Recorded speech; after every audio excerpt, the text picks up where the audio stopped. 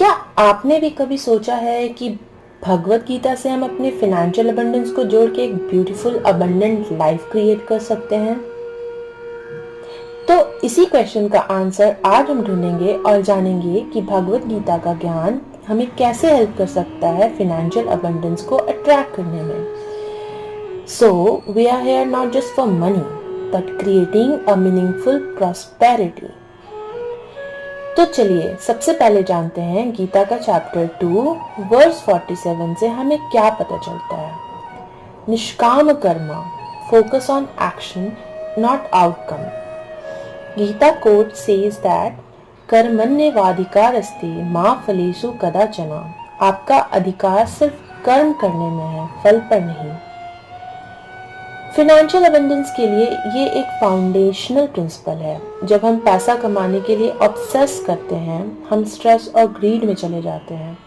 लेकिन जब हम प्योर इंटेंशन के साथ काम करते हैं, बिना अटैचमेंट के रिजल्ट के, तो पैसा नेचुरली फ्लो करता है। This detachment bring clarity, trust and flow which are key to abundance.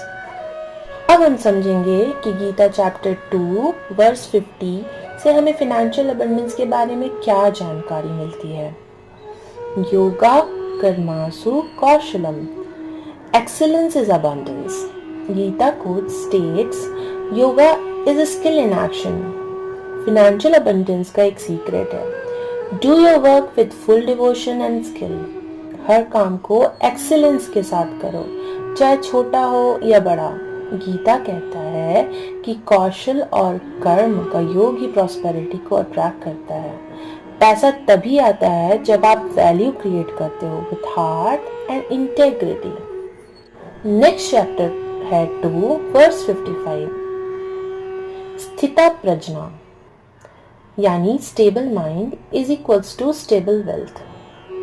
Gita quote states when one fully gives up all desires and remains satisfied in the self, he is called a person of steady wisdom.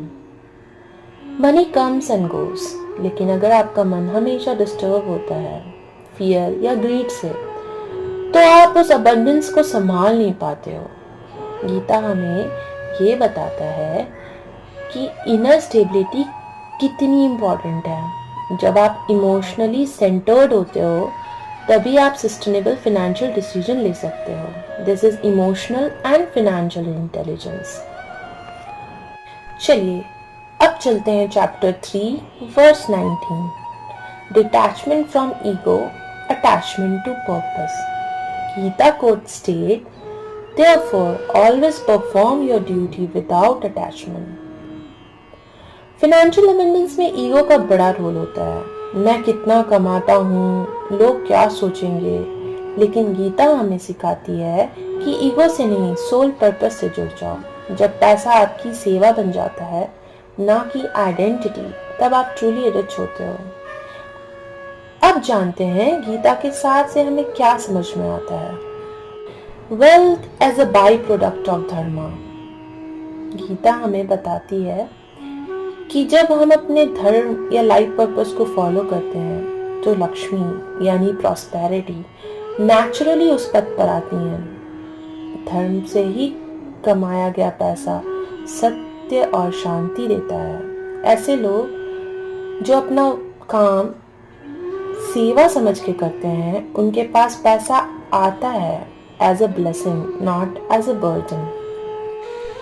तो friends, Gita के through हम ये समझते हैं कि real financial abundance सिर्फ पैसा नहीं है, मेंटल पीस, कार्मिक प्योरिटी और स्पिरिचुअल अलाइनमेंट का कॉम्बो है। जब आप धर्म के पथ पर चलते हैं, जब आप सेवा के भाव से काम करते हैं, जब आप ग्रेटिट्यूड और डिटैचमेंट में जीते हैं, तब पैसा आता है और रहता भी है।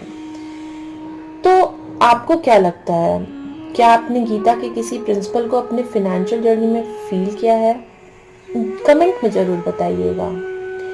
और अगर आपको ये वीडियो पसंद आया तो please like, subscribe and share ज़रूर कीजिएगा। Till then, let's the love, light and peace spread. Thank you.